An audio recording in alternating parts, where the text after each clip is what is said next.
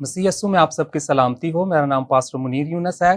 میرا تعلق اس grease churches international ناصر colony Korangi Karachi سے ہے، اور میں شکر گزار ہوں شائن سٹار ٹیلی ویژن کے چیئرمین ناشر منشا صاحب کا، ان کی پوری ٹیم کا، جنہوں نے مجھے آج انوائٹ کیا کرسمس کے سرمن کے لیے۔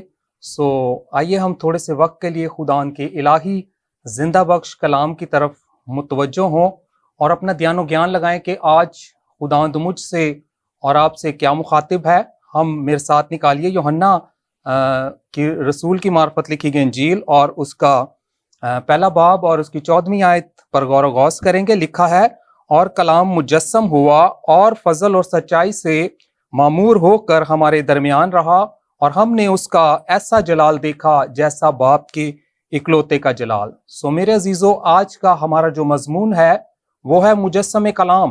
جب مجسم کلام کی ہم بات کرتے ہیں تو خدا کے کلمہ کے مجسم ہونے کا عقیدہ جو ہے مسیحیت کا بنیادی عقیدہ ہے، جس کے لیے عربی زبان میں لفظ تجسم یا تجسمیت استعمال ہوا ہے۔ اس سے مراد یہ ہے کہ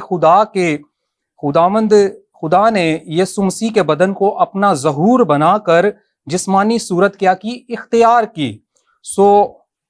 ہم دیکھتے ہیں کلام اقدس کی روشنی کے اندر عہد عتیق میں کا جب ہم مطالعہ کرتے ہیں تو خروج 33ویں باب کے 18ویں آیت میں ہم دیکھتے ہیں عہد عتیق کے اندر آگ کا بادل اور وادی مدیان میں جلتی اجاڑی آگ کا شعلہ اور ہیکل اور خیمہ اجتماع کے ظہورات جو تھے اس بات کی نمائندگی کرتے ہیں۔ بائبل مقدس واضح طور پر بیان کرتی ہے کہ خدا کو کسی نے کبھی نہیں دیکھا، وہ پوشیدہ اور نادیدہ خدا کہلاتا ہے۔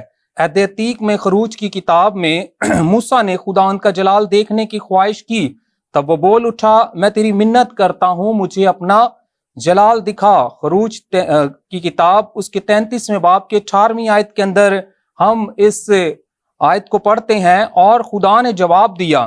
خروج 33ویں باب کی 20ویں آیت میں خدا مقدس موسیٰ کی اس خواہش کا، اس آرزو کو مد نظر رکھتے ہوئے جواب دیتا ہے، تو میرا چہرہ نہیں دیکھ سکتا۔ ایوب کی کتاب اس کے 9ویں باب کی 11ویں آیت کے اندر لکھا ہے، دیکھو وہ میرے پاس سے گزرتا ہے پر مجھے دکھائی نہیں دیتا، وہ آگے بھی بڑھ جاتا ہے پر میں اسے نہیں دیکھتا۔ خدا کے کلمہ کے تجسم کی ضرورت گویا خدا کا ظہور تھا۔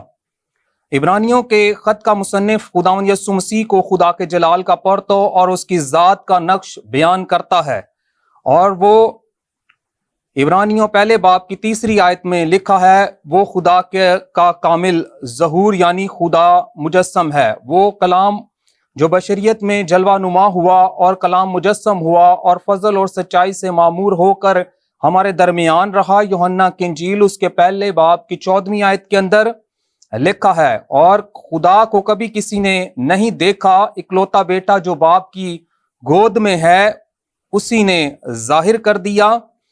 ہم دیکھتے ہیں کلام اقدس کی روشنی کے اندر کہ اس کلمہ یا کلام کو لاگوس کہتے ہیں یونانی زبان میں، جو کہ خدا کا کیا ہے؟ ذہن ہے، اور یہی لاگوس مجسم ہوا اور خدا اندیکھا ہے، اس کو کسی نے نہیں دیکھا۔ مسیح یسوع اس کا ظہور ہے، اور یہ مسیح کی پہچان ہے، کیونکہ الوہیت کی ساری معموری اس میں مجسم ہو کر سکونت کرتی ہے۔ پیدائش پہلے باب اور اس کی 27ویں آیت میں لکھا ہے، خدا نے انسان کو اپنی صورت پر پیدا کیا۔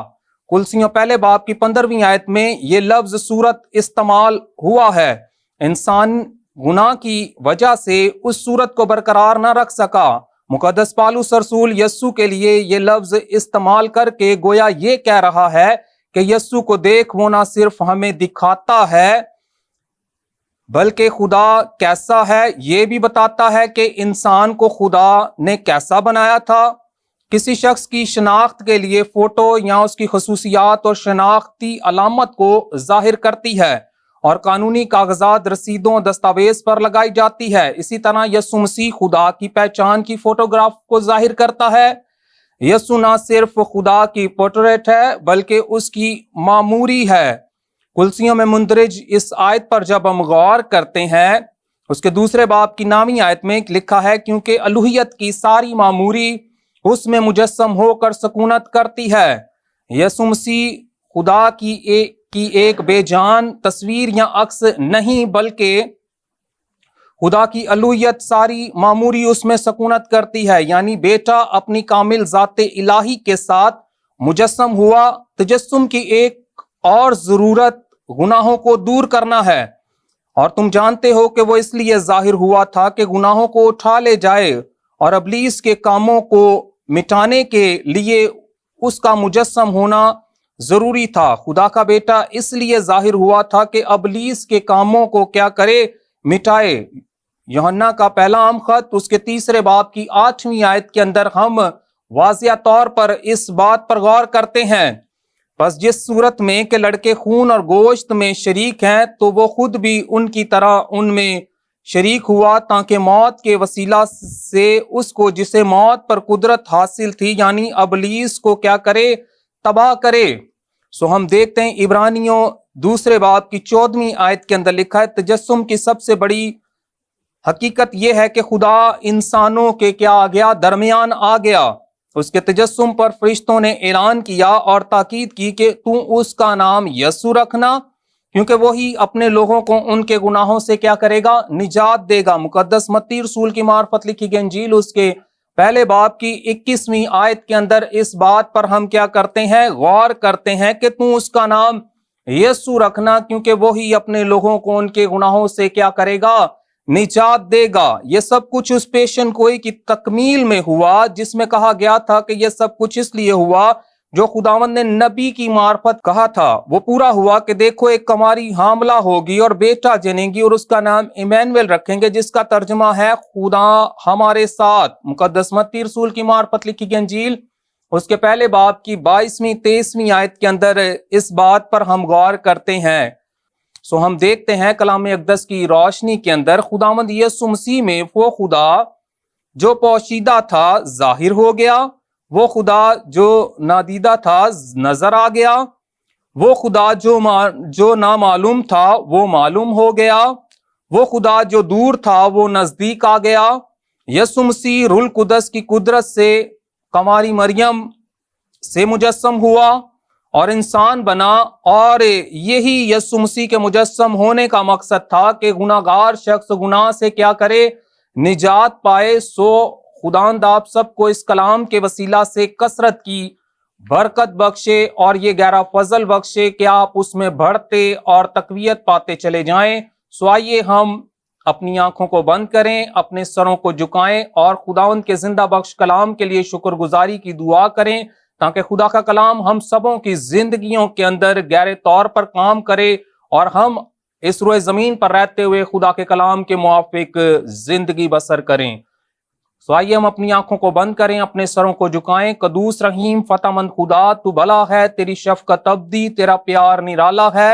ہم تیری دی گئی تمام نعمتوں، برکتوں، بخششوں کے لیے نہایت شکر گزار ہیں کہ تو نے اب تک ہمیں زندوں کی زمین پر رکھا، اور تیرے کلمہ مجسم کے لیے خداوند یسوع مسیح کے لیے شکر گزار ہیں، جو آج سے 2020 برس پہلے بیت لحم میں چرنی کے اندر آئی خداوند، ہمارے گناہوں کو مٹانے کے لیے آیا۔ ہم شکر گزار ہیں خداوند، اور شکر گزار ہیں شائن سٹار ٹیلی ویژن کے چیئرمین عاشر منشا صاحب کے لیے، ان کی پوری ٹیم کے لیے آئی خداوند، اور منت کرتے ہیں اس وقت جتنے لوگوں نے اس کلام کو آئے خداوند سنا ہے، پڑھا ہے آئے خداوند، اور ان کی زندگیوں کے اندر آئے خداوند تو گہرے طور پر کام کرنا ہے خداوند، کیونکہ تیرا کلام جو ہے ایک بڑی تبدیلی کا سبب بنتا ہے، اور تیرا کلام ان زندگیوں کے اندر آئے خداوند جگہ پائے اور 30 گنا 60 گنا 100 گنا پھلدار ثابت ہو، اور سارا عزت و جلال تیرے پاک نام کو ملے، یسوع مسیح ناصری کے نام سے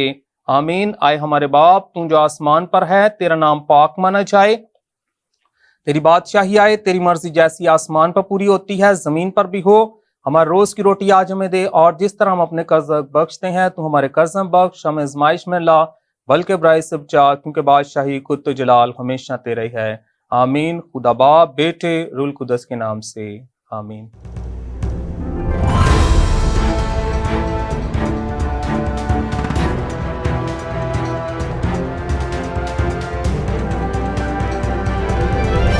You are watching Shine Star TV.